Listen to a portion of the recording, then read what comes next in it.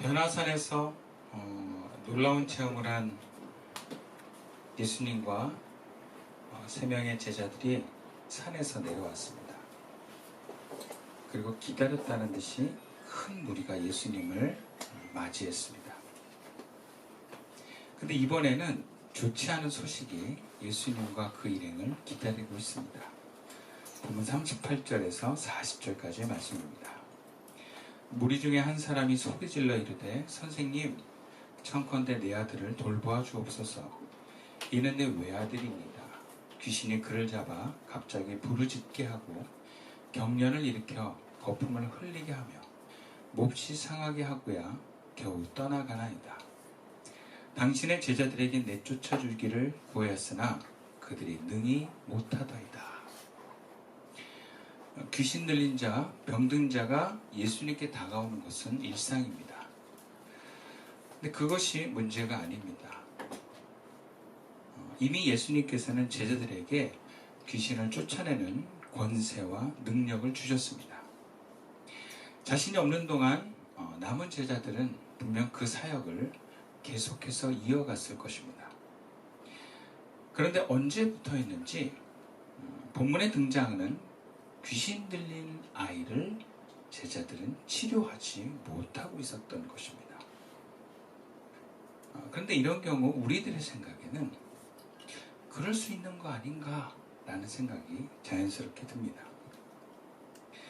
의사도 모든 환자를 치료할 수는 없습니다. 어떤 병이든지 못 고치는 환자가 있습니다. 더군다나 지금 제자들은 인턴 수준의 제자들입니다. 본격적으로 성령이 임하지 않은 상황에서 예수님의 권위와 능력을 받아서 지금 병치유와 귀신 축출을 하는 이 단계는 제한적일 수밖에 없습니다. 자격은 있지만 아직 실력은 부족한 단계입니다. 그런 의미에서 뭔가 심한 상태의 사람, 귀신 들려서 어린아이가 여기저기 거꾸러지고 뭔가 주체가 안 되는데 뭔가 쫓아낼 수 없는 높은 어떤 강한 귀신의 어린아이라면 제자들은 못하는 것이 어떻게 보면 당연한 것처럼 보여집니다. 근데 이런 상황에서 예수님은 우리가 이해하기 힘든 또 받아들이기 힘든 단어를 써가면서 제자들을 향해 꾸짖으십니다. 오늘 본문 41절 말씀입니다. 함께 읽어볼까요? 시작. 예수께서 대답하여 이르시되 믿음이 없고 패역한 세대여, 내가 얼마나 너희와 함께 있으며 너희에게 참으리요 네 아들을 이리로 데려오라 하시니. 여기서 이 심한 험한 표현은요, 제자들에게 하신 말씀이에요. 믿음이 없고 패역한 세대여. 이거를 다른 성경 번역으로는 이렇게 표현합니다. 믿음이 없고 삐뚤어진 세대여. 그래요. 믿음이 없고 삐뚤어졌다. 지금 제자들을 보고 지금 하신 얘기예요. 이 패역이라는 단어를 성경에서 쓰고 있는데 한자로 패역은 어그러질 패, 거스를 역 그래가지고 도리에 어긋나는 순리에 거스르는 사람을 얘기합니다. 영어 성경은 사고방식이나 태도가 삐뚤어진 삐딱한이라는 단어를 쓰고 있어요. 퍼버스라는 단어를 쓰고 있는데 헬라어로는 디아스트레포라 그럽니다. 비틀다, 왜곡하다, 옳은 길에서 벗어나 빗나가다, 심지어는 타락시키다라는 아주 나쁜 뜻을 가지고 있는 단어입니다. 지금 수습기간에 있는 제자들에게 쓰기에는 너무 강력한 단어예요. 그런데 이와 관련된 단어가 구약 성경에는요, 신명기 32장 5절 말씀에 나와요. 이것은 배경이 그렇습니다. 출애굽을 한 세대가 모세가 잠깐 그 산에 올라갔을 때 하나님을 만나는 동안에 백성들이 모세가 언제 내려올지 모르는 그 상황에 그새 그걸 못 참아서 황금 송아지를 만들고 이 송아지가 우리를 애굽에서 이끌어낸 야훼다 하면서 우상을 만들어서 숭배를 하는 사건이 일어납니다. 그때 그 우상 숭배를 하고 있던 사람들 향해서 말씀하신 표현, 이것이 바로 디아스트레포라는 단어예요. 그러니까 구약을 원래 히브리어로 써져 있지만 그 당시에 헬라어로 번역된 구약 성경에서는 바로 그 우상 숭배를 했던 이스라엘 백성을 향한, 그들을 향해서 이런 행동을 향해서 디아스트레포라는 단어를 쓰고 있다는 거죠. 다시 말해서 지금 제자들 향해서 표현하신 이 말씀을 광야 40년을 돌다가 우상 숭배로 패망해버린 사람들, 우상 숭배자를 향한 말씀과 동일한 표현을 쓰고 있다는 거예요.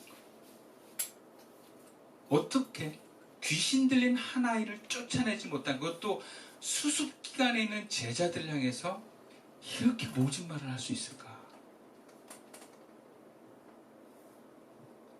제자로서 자격 박탈과 같은 단어예요.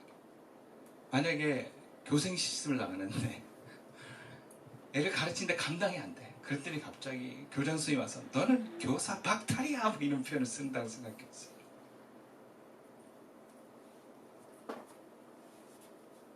예수님의 이 말은 우리가 받아들이기가 참 힘든 과격한 말입니다. 죄인을 향해서, 바리새인을 향해서 쓰는 게 아니라 제자들 향해서 쓰는 단어예요. 그런데 우리는 본문의 사건 뒤에 나오는 제자들의 모습을 통해서 이들의 어떤 모습이 이런 모진 말을 들을만 했는가를 보게 합니다. 본문 46절 말씀을 먼저 보겠습니다. 제자 중에서 누가 크냐 하는 변론이 일어나니, 그래요. 지금 제자들이 귀신을 쫓아내고 병을 고치는 그 사역의 연장선에서 제자들끼리 모였을 때 지금 뭐하고 있느냐? 네가 크냐 내가 크냐. 아마 키를 얘기하는 것 같지는 않고요. 네가 지금 12명의 제자들의 중에 누가 수석이냐, 서열로 봤을 때 누가 더 높냐, 아마 그런 다툼을 한 것 같아요. 여러분, 이 다툼의 중심에는 뭐가 있습니까? 내가 이 사람보다 크고 싶은 에고가 있는 거예요. 남들보다 크게 싶고 남들보다 우선하려고 하는 마음으로 지금 제자들의 마음이 가득 찼다는 것을 보여줘요. 경쟁심과 비교의 마음은 예수님의 권능과 능력을 받아서 하나님 나라를 이뤄가는 제자의 모습에는 있어서는 안 되는 모습입니다. 두 번째로 49절 말씀에 이런 이야기가 있어요. 요한이 여짜오되 주여 어떤 사람이 주의 이름으로 귀신을 내쫓는 것을 우리가 보고 우리와 함께 따르지 아니하므로 금하였나이다. 제자들이 보고하기를 지금 우리 당신이 직접 선생님께서 뽑으신, 예수님께서 뽑으신 12명 외에 어떤 사람이 주의 이름으로 귀신을 내쫓는 것을 우리가 봤는데 우리와 함께 따르는 제자 무리가 아닌 것을 보고 금하였나이다. 못하겠습니다. 그래요. 있는 그대로 예수님께 보고하고 어떻게 할까요? 이렇게 물어본 게 아니라 이미 결론을 내렸어. 쟤는 우리 무리가 아니야. 근데 우리 스승님의 이름으로 귀신을 쫓아? 너 그러지 마. 네가 어디서 감히 하지 마. 그렇게 못하게 막았다는 거죠. 나름대로 결론을 내리고 행동을 취하는 것을 보고하고 있습니다. 아마 잘했죠? 이걸 기대했는지도 모르겠어요. 그런데 우리를 따르는 사람이 아니므로 못하게 막았다는 것은 우리는 다른 이들과 달라 라고 하는 그 특별한 의식, 남과 비교를 해서 우리가 예수님께 가까이 붙어 있는 뭔가 이렇게 특별한 존재다라는 것을 유지하고 싶은 마음. 여러분, 그 마음의 중심에 뭐가 있습니까? 결론적으로 지금 제자들의 마음의 중심은 자기 자신으로, 에고로 가득 차 있어요. 여러분, 에고가 무엇입니까? 우리가 이 땅에 살아가면서 수많은 경쟁과 사람들과의 어떤 관계 속에서 나를 보호하고 지키고 뭔가 나만을 드러내기 위한 이기심에서 비롯된 우리가 선택한 가짜의 마음이에요. 그래서 이 에고는요, 내 마음의 중심의 주인이 되는 순간부터 남을 비교하기 시작하고요. 또 남들보다 못한 것, 남들보다 내가 처지는 것을 용납할 수 없게 됩니다. 그리고 무엇보다도 예수님의 제자로서는 하나님의 생명을 흘려보낼 수 없는 사람이 됩니다. 41절에서 믿음이 없고 패역한 세대여 라고 예수님이 하시면서 내가 언제까지 너희와 함께 있어야 하며 라고 표현을 해요. 그러니까 지금 예수님이 지금 너희들 옆에 있어도 그 예수님을 주인으로 모시지 않고 너희들이 여전히 주인 노릇하는데 내가 눈에 보이지 않고 없어지면 너희들 얼마나 그 에고로 가득 차겠냐, 그 말씀이에요. 지금 제자들의 마음은 예수님이 잠깐 산에 올라간 사이에 모세처럼 어느덧 자기가 주인이 되어서 그 사역의 현장에서 귀신을 쫓아내려고 했다라는 거죠. 그러니 귀신이 안 나가죠. 그 마음에 하나님이 아닌 자신이 주인이 되는 가운데는요, 아무리 예수님의 이름을 빌리지만 하나님의 능력이 나타나질 않습니다. 여러분, 그것이 우리들의 모습이에요. 어제 그토록 은혜를 받아도 오늘 예수님이 내 마음의 중심에 있지 않는다면 여러분, 그 빈자리는 나의 에고가 차지하고 내 마음과 감정과 행동의 주인이 되어서 욕심대로, 이기심대로 끌려서 말하고 행동하는 사람이 되어버립니다. 다시 말하면 예수님을 사랑하고 그분의 제자로 자기 십자가를 감당하며 살아가는 우리들이 잠깐 사이에 나도 모르게 내가 주인이 되어버리는 패역한 인간이 될 수 있다는 거죠. 여러분, 패역한 세대는요, 악을 저지르는 사람, 교회 안 다니는 사람이 아니라 예수님의 제자라고 떠버리면서 남을 돕겠다고 하면서 내가 주인이 되어서 살아가는 사람입니다.